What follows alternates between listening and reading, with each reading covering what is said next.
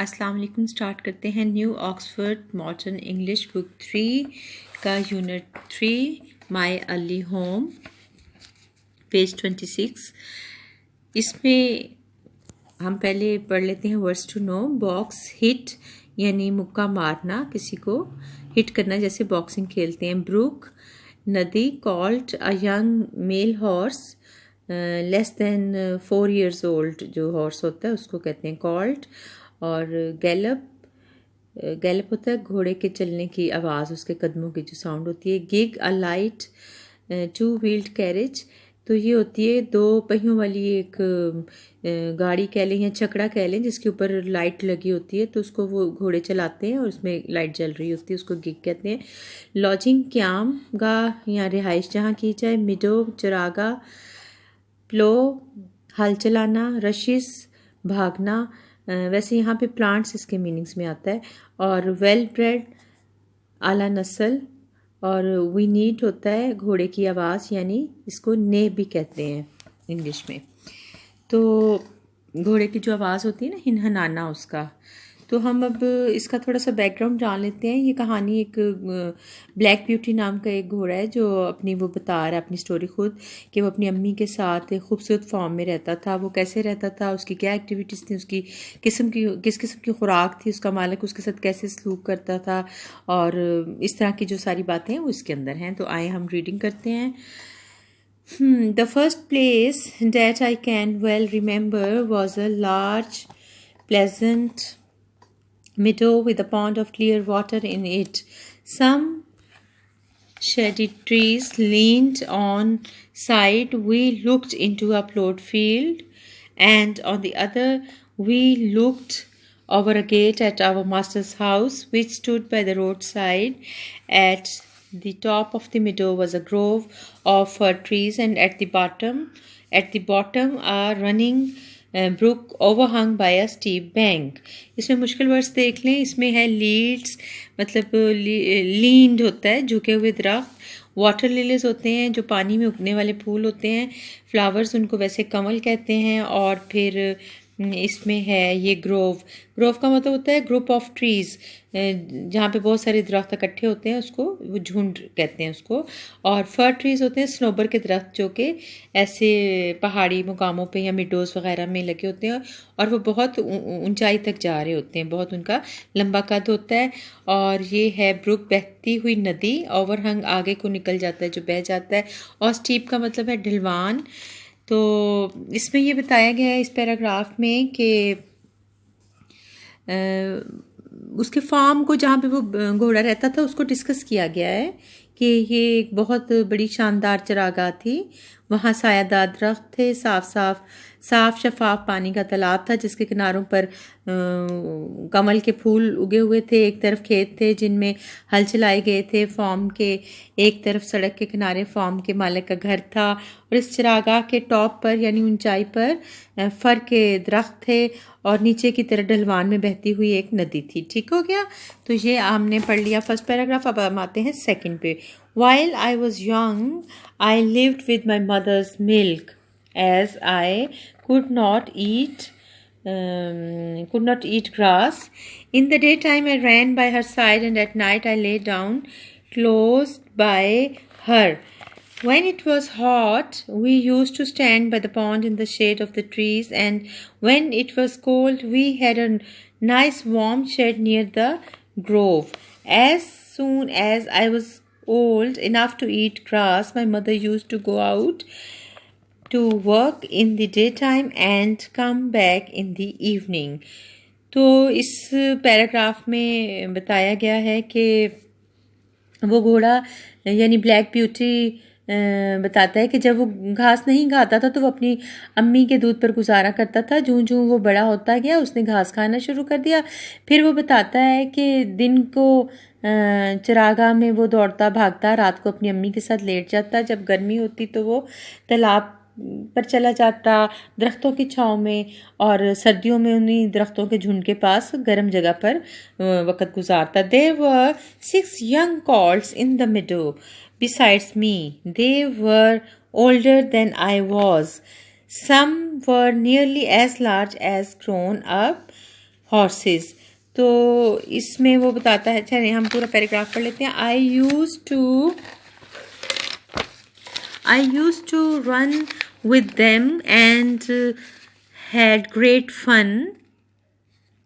We used to gallop all together round and round the fields as hard as we could go. Sometimes we had rather rough play, for they would frequently bite and kick as well as gallop. तो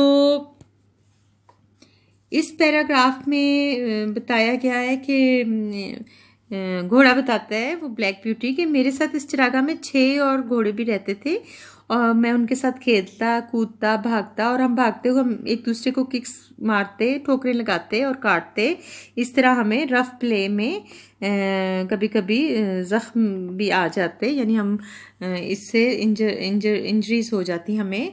तो one day there was a good deal of kicking. My mother wanted me to come to her, and then she said, I wish you to pay attention to what I am going to say to you. The colts who live here are very good colts, but they are cart horse colts, and of course they have not learned manners. You have been well bred and well born. Your father has a great name in these parts, and your grandfather won the cup 2 years at the Newmarket races. For your grandmother had the sweetest temper of any horse I ever knew, and I think you have never seen me kick or bite. I hope you will grow up gentle and good and never learn bad ways. Do your work with a good will, lift your feet up well when you trot, and never bite or kick even in play. पहले हम मुश्किल words देख लेते हैं. You we need है वही जो घोड़े का हिनहनाना, उसकी साउंड है. अटेंशन मैंने ध्यान. कार्ट हाउस हॉर्स होता है घोड़ा गाड़ी, जो वो घोड़े नौजवान घोड़े खींचते थे, चकड़ा टाइप. और वेल ब्रेड होता है अच्छी नस्ल. वेल बॉर्न भी अच्छी नस्ल, आला नस्ल, आली नस्ब, यानी अच्छे ख़ानदान से जो तलक रखते हैं उनके कहते हैं. स्वीटेस्ट टेम्पर खुश मिजाज. और ट्रॉट होता है हल्के हल्के चलना, जैसे हल्के हल्के दौड़ना, जॉगिंग नहीं करते, हल्के हल्के. तो अब इसके पैराग्राफ को मैं एक्सप्लेन करती हूँ कि इसमें वो क्या कहता है कि एक दिन जब हम इस खेल कूद में मगन थे तो मेरी अम्मी ने मुझे बुलाया और कहा कि ध्यान से मेरी बात सुनो और मैं जो कहूँगी तुम्हें उस पर अमल करना है. तो मेरी मदर ने मुझे समझाया कि जिन घोड़ों के साथ तुम खेलते हो वो बहुत अच्छे हैं, लेकिन वो क्योंकि छकड़े खींचने वाले घोड़े हैं और उनके अखलाक इतने अच्छे नहीं, जबकि तुम आला नस्ल से तल्लक रखते हो. तुम्हारा बाप इस इलाके का एक मशहूर घोड़ा है. तुम्हारा दादा 2 बार न्यू मार्केट रेस का कप जीत चुका है और तुम्हारी दादी खुश मिजाज घोड़ी थी. तो मेरी अम्मी ने मुझे नसीहत की कि तुम्हें भी अपने बाप दादा की तरह एक आला नस्ली घोड़ा बनना है. अम्मी ने समझाया कि तुमने खेल कूद में भी मिसबिहेव नहीं करना ताकि तुम्हारा मुआशरे में एक नाम हो. अब नेक्स्ट पैराग्राफ पढ़ते हैं. I have never forgotten my mother's advice.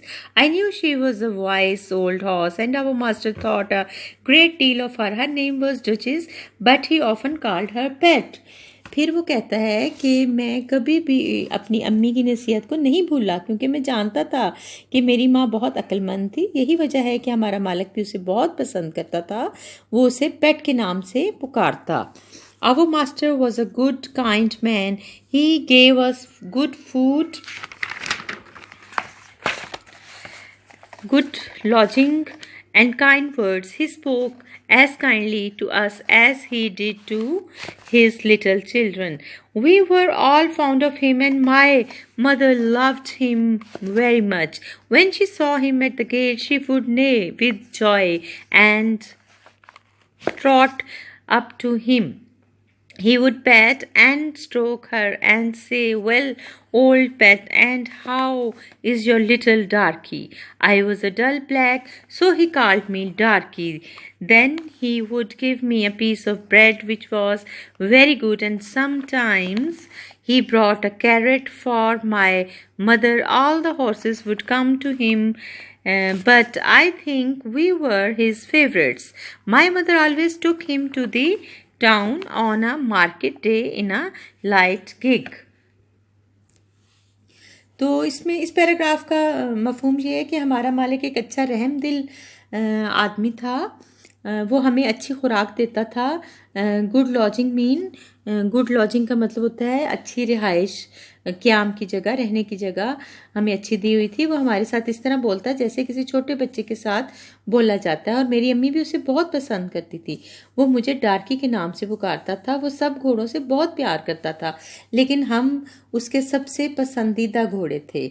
ये उसका ख्याल था ब्लैक ब्यूटी का। ठीक हो गया। अब हम इस पैराग्राफ पे आते हैं। There was a boy, ploughboy Dick, who sometimes came into our field to pluck blackberries from the hedge.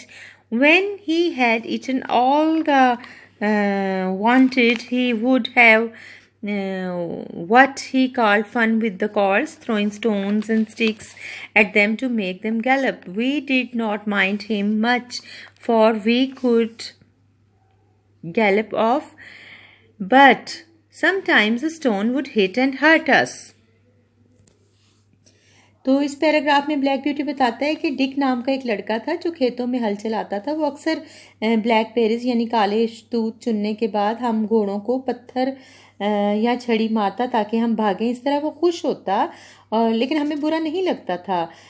लेकिन कभी कभार हम उसके पत्थर से ज़ख्मी हो जाते और हमें बहुत तकलीफ़ होती। One day he was at this game and did not know that the master was in the next field, but he was there watching what was going on. Over the hedge he jumped in a snap and catching Dick by the arm. He gave him such a box on the ear as made him roar with pain and surprise. As soon as we saw the master, we trotted up nearer to see what went on. "Bad boy," he said, "bad boy, to chase the colts. This is not the first time, nor the second, but it shall be the last. There, take your money and go home. I shall not want you on my farm again." So we never saw Dick any more. Old Daniel, the man who looked after the horses, was just as gentle as our master, so we were well off. तो इसमें वो बताता है कि एक दिन इसी तरह डिक, एक लड़का था जो कि वहाँ पे काम करता था खेतों में, हमें तंग करने की नीयत से बाड़ को फलांग कर खेत में आया। तो ओल्ड डैनियल जो था वो भी एक मालक की तरह ने रखा हुआ था घोड़ों की देखभाल के लिए, तो वो भी बड़ा मेहरबान रहम दिल था अपने मालक की तरह। तो ओल्ड डैनियल ने लड़के को बाजू से पकड़कर उसके कान पर एक मुक्का धरा। वो हैरानी से चीखा, एकदम क्या हो गया? स्नैप मैंने अचानक। ठीक है, तो वो हैरानी से चीखा और उसे ये नहीं पता था कि हमारा मालिक भी साथ वाले खेत में से उसे देख रहा है। मालिक ने उसे उसकी तनख्वाह दी और उसे कहा कि घर जाओ और मैं तुम्हें दोबारा अपने फॉर्म पर नहीं देखना चाहता। तो फिर मैंने डिक को दोबारा कभी नहीं देखा। तो ये उस मालिक की अपने घोड़ों से मोहब्बत थी कि उसने उस बच्चे को निकाल दिया ताकि वो उनको हर्ट ना करे। तो ये हमारी स्टोरी की रीडिंग का एंड हो गया। इसके नेक्स्ट जो वीडियो है उसमें मैं आपको एक्सरसाइज करवाऊँगी, तो इसके लिए आपको नेक्स्ट वीडियो देखनी होगी। Thank you very much. अल्लाह हाफिज़।